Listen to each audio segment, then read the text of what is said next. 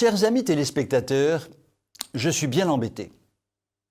Au cours des 5 jours de la semaine dernière, j'ai présenté l'analyse des programmes des 5 principaux candidats, analyse effectuée par Liberté Politique.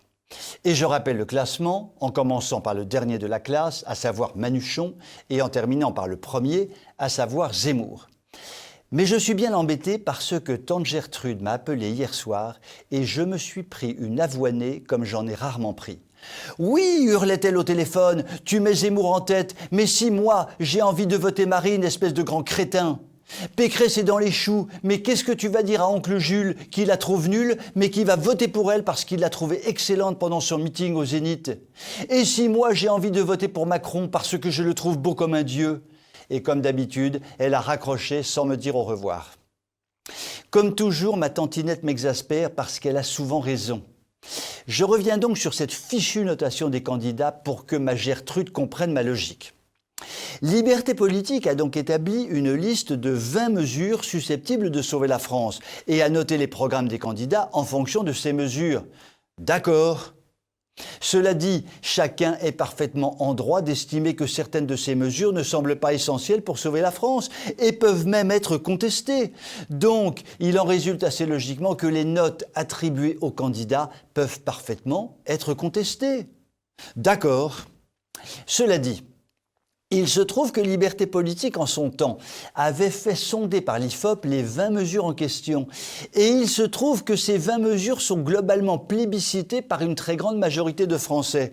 Ce qui veut dire que les mesures sélectionnées par Liberté Politique, qui peuvent être contestées par chacun, sont tout de même très représentatives de que souhaitent les Français. D'accord. Dernier point. Un vote peut se faire de façon raisonnée. Mais l'on ne peut occulter la notion de coup de cœur que chacun peut avoir pour tel ou tel candidat.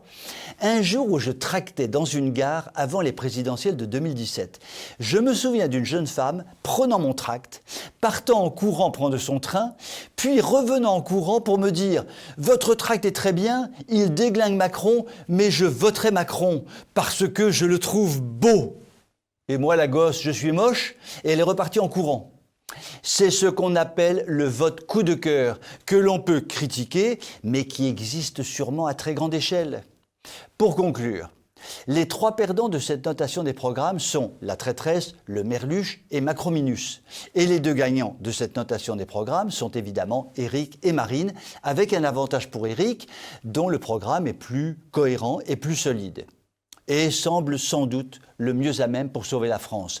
Cela dit, le cœur a ses raisons que la raison ne connaît pas, et chacun est en droit de préférer la belle blonde aux yeux bleus au beau brun ténébreux. Mais non, je ne vous parle pas de moi, je vous parle d'Éric Zemmour. Je vous souhaite une très bonne soirée.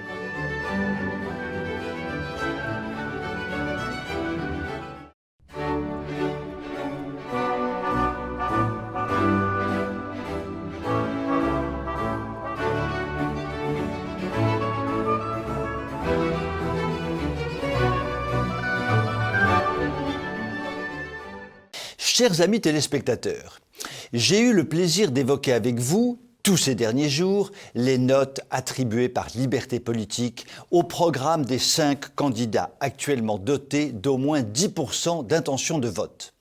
Or, il se trouve que j'ai reçu de nombreux messages concernant cette notation, qui, pour certains d'entre vous, pose éventuellement problème. Je voudrais donc aujourd'hui répondre très simplement aux principaux commentaires ou critiques qui m'ont été adressés, en m'excusant par avance de ne pas répondre à la totalité d'entre eux. Première critique. Vous avez éliminé les petits candidats et ça, c'est très momoche. Eh bien, je réponds, vous avez parfaitement raison. Un garçon comme Nicolas Dupont-Aignan, par exemple, affiche un solide programme qui aurait certainement mérité une très bonne note. Cela dit, à tort ou à raison, nous avons voulu simplifier les choses en ne s'en tenant qu'aux candidats les mieux placés dans le combat des présidentielles. Peut-être avons-nous eu tort. Seconde critique. Vos notes sont contestables et ça, c'est très moche. Eh bien, je réponds, vous avez parfaitement raison. En effet, nous nous sommes basés sur 20 mesures qui nous ont semblé essentielles pour le redressement de la France, mais chacun peut évidemment contester ces mesures, ce qui peut complètement changer la note attribuée. Troisième critique, vous n'avez pas tenu compte de certaines mesures proposées par certains candidats, et ça, c'est très moche. Eh bien, je réponds, vous avez parfaitement raison. Cela dit, à partir du moment où nous avions sélectionné 20 mesures essentielles, nous ne pouvions pas en rajouter d'autres.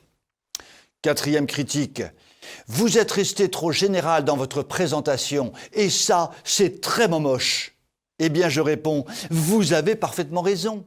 Et pour me faire pardonner, je vous indique que vous pouvez vous rendre sur le site de Liberté Politique et en cliquant dans le rectangle situé en haut de la page d'accueil, vous aurez le détail des mesures et des notations. Et là, je ne peux que m'incliner et dire « Chapeau Lochner, bravo Lochner, Lochner est trop fort génial ». Pour conclure sur cette notation, je dirais simplement qu'elle est un outil de réflexion et qu'il est parfaitement concevable de vouloir voter en son âme et conscience en fonction de la situation politique, en fonction de calculs électoraux légitimes, en fonction de l'historique de chaque candidat. La seule chose dont chacun d'entre nous est probablement sûr, c'est qu'il n'est pas exclu que ces élections soient vraiment celles de la dernière chance. Je vous souhaite une très bonne soirée.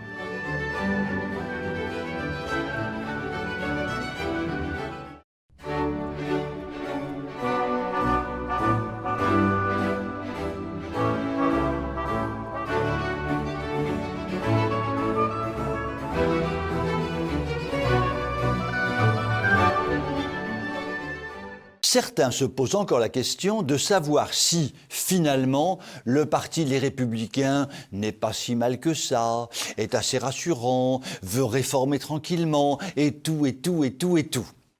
Le seul petit problème pour le parti Les Républicains, c'est qu'il suffit d'examiner très simplement les faits pour se rendre compte qu'il n'est plus possible de se poser cette question. Car objectivement, ce parti est une pure catastrophe. Partons d'une réalité toute simple. Je rappelle que la note attribuée au programme de la Valilou est de 7 sur 20, quand celle de Macronor Terminator est de 3 sur 20. Ce qui signifie tout simplement que les deux programmes possèdent deux caractéristiques, ils sont tout à fait nuls et sont tout à fait jumeaux. Ce qui signifie tout simplement que voter Valilou consiste à voter Macronescu Covidu. Conséquence de ce triste constat, il est donc tout à fait logique que de brillants serviteurs de Chirac et autres Sarkozy aient rejoint récemment, dans la joie et l'allégresse, la Macronie en marche vers le gouffre. Qu'il s'agisse d'Éric Woerth ou de Jean-Pierre Raffarin, le symbole est d'une force extraordinaire. Il démontre qu'à l'évidence, il y a autant de différences entre le parti Les Républicains et le parti La République En Marche qu'il y en a entre une chaussette puante et une puante chaussette.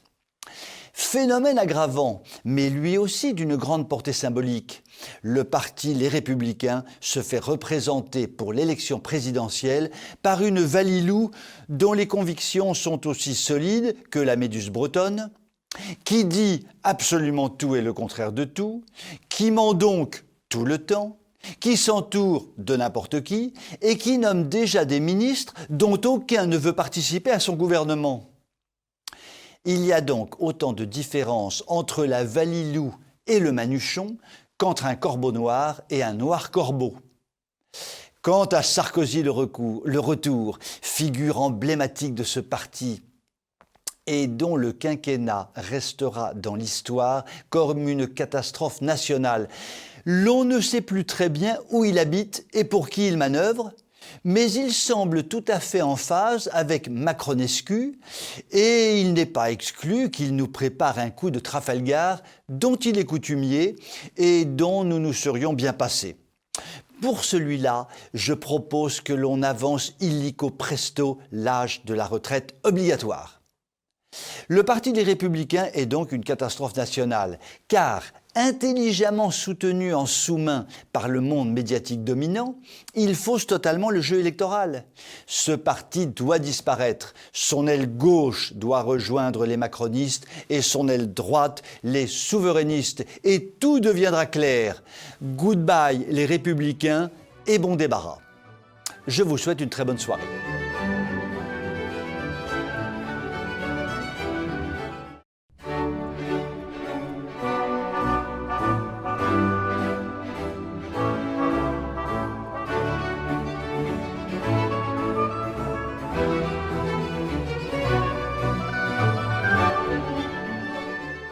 Aujourd'hui, chers amis téléspectateurs, je vais vous mettre le moral à zéro et je m'en excuse d'avance car là, c'est juste grave, je veux dire quelque part par rapport à mon vécu et ça me met à moi aussi le moral à zéro. Tout vient de la fameuse déclaration de l'éblouissante Sandrine Rousseau, la fameuse écolo-bobo, qui en sort une par minute quand ce n'est pas une par seconde. Sa dernière trouvaille: créer un délit de non-partage des tâches ménagères. Moi, à titre personnel, j'ai pris cela comme un coup de couteau en plein cœur. Je vous raconte l'histoire brute de pomme et sans fioriture. Pendant des années, j'ai dû subir les petits plats concoctés par mon épouse et pendant des années, je dois l'avouer, ce fut carême tous les jours. Patates brûlées, œufs à la coque durs comme du béton armé, tartiflettes au goût de poisson avarié, carottes râpées au goût de couscous, gâteaux au chocolat à découper à la scie sauteuse et tout à l'avenant, un désastre culinaire. J'en ai perdu 37 kilos. Après des milliers d'heures de pourparlers, j'ai repris en main la cuisine du matin au soir, m'interrompant uniquement pour ma chronique sur TV Liberté. Du coup, petit déjeuner, déjeuner et dîner soignés, léchés, admirablement préparés, délicieusement comestibles, j'ai repris 42 kilos. Et voilà que la sublime Sandrine Rousseau casse tout d'un seul coup. Juste après sa déclaration fracassante sur l'attaque en justice pour non-répartition des tâches ménagères, mon épouse a déboulé dans la cuisine, les cheveux dressés sur la tête. « Fais gaffe mon pote, moi aussi je dois cuisiner la moitié du temps, sinon je sais que tu vas m'attaquer en justice. Et donc mon pote, tu dégages de la cuisine car c'est moi qui vais préparer le dîner de ce soir. » J'ai dégagé. Elle a préparé le dîner et je me suis finalement couché sans dîner car le soufflé aux entrailles de porc halal qu'elle avait préparé avait intégralement brûlé. Elle est gentille, la Sandrine Rousseau, mais avant de lâcher ses délires ménagers, elle ferait mieux de réfléchir un peu. Bon, soyons charitables et excusons-la, la totalité de ses neurones ne pèse que 0,0000056 mg, car elles ont été presque intégralement détruites par le vaccin anti-Covid. On ne peut donc lui en demander trop. Cela dit, une inoffensive ablation de la langue de la Rousseau pourrait être un plus pour chacun d'entre nous, mais aussi pour les écolos-bobos, qui brillent comme jamais dans les sondages. Il flirte actuellement avec les 5% d'intention de vote. Et la Rousseau en tire la langue de dépit, ce qu'elle ne pourra plus faire après l'ablation de sa langue. Encore un effort de la Sandrine et les écolos-bobos récolteront moins de 5% des votes et alors ils ne se feront pas rembourser leurs frais de campagne. Oh les pauvres, moi, ça me navre vraiment. Je vous souhaite une très bonne soirée.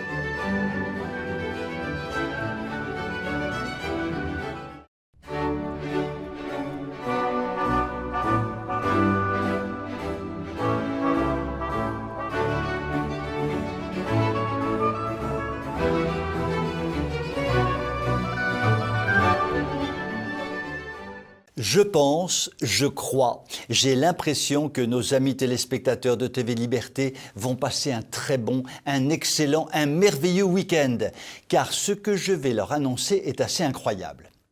Juste avant d'entrer en studio pour cette chronique, je reçois un coup de téléphone d'un politologue qui me demande si je suis au courant du dernier sondage concernant les présidentielles. Il me dit de m'asseoir tant le choc sera grand. Je m'assieds donc, et il me raconte que les sondages actuels sont totalement pipotés. Tiens, ça me fait penser à la célèbre chanson de France Gall. Il jouait du pipeau debout. En réalité, Marine serait à 24%, talonnée par Éric qui serait à 23%, et Macroneur, vaccinateur, pipoteur serait en fait à 22%. Et mon politologue de rajouter que la probabilité d'un second tour Marine-Éric est assez probable. J'avoue avoir des vapeurs et je croque nerveusement une vingtaine de comprimés d'hydroxychloroquine pour me remettre d'aplomb. Je décide sur le champ de téléphoner à l'IFOP, dont je connais le directeur général, le célèbre Frédéric Dabi. D'emblée, je lui dis que ces sondages sont pipotés et je lui annonce les chiffres de mon politologue. Frédéric me demande le nom de l'institut qui a fait un tel sondage. J'invente immédiatement un nom et lui réponds « Il s'agit de l'ISI, l'Institut de sondage international », qui en fait n'existe pas. Je sens que Frédéric Dabi flanche un peu et après quelques minutes de discussion, j'arrive à lui faire dire que les chiffres de mon politologue sont en fait les vrais chiffres. Donc, Marine tournerait bien autour de 24%. Suivi de près par Éric autour de 23%, le Manuchon s'écroulant à 22%. Frédéric Dabi me demande de ne faire état de cette discussion auprès de personne. Je le lui promets, et les promesses n'engageant que ceux qui les reçoivent, je me fais un plaisir de vous rapporter immédiatement cette discussion. Non mais des fois. Cela dit, cela bouleversifie complètement la donne pour les élections qui auront lieu dans 8 jours. Avant de rentrer dans le studio, j'ai médité sur tout cela et il a fallu que je recroque une trentaine de cachets d'hydroxychloroquine tant j'étais perturbé. Comme d'habitude, j'ai instantanément appelé ma conseillère politique préférée, Tantinette Gertrude, à qui j'ai raconté toute l'histoire. Fidèle à elle-même, elle a synthétisé la chose dans une formule admirable dont elle seule est capable. « Mon petit gars, pour sûr que ce que tu me racontes change tout. Il y a des dates historiques qu'il faut retenir et la date de ce jour, le 1er avril 2022, en fait évidemment partie. Et je te quitte car j'ai mis un poisson au four que je dois aller surveiller. » Elle a raison, la tata. Je m'en souviendrai du 1er avril 2022. Je vous souhaite une très bonne soirée.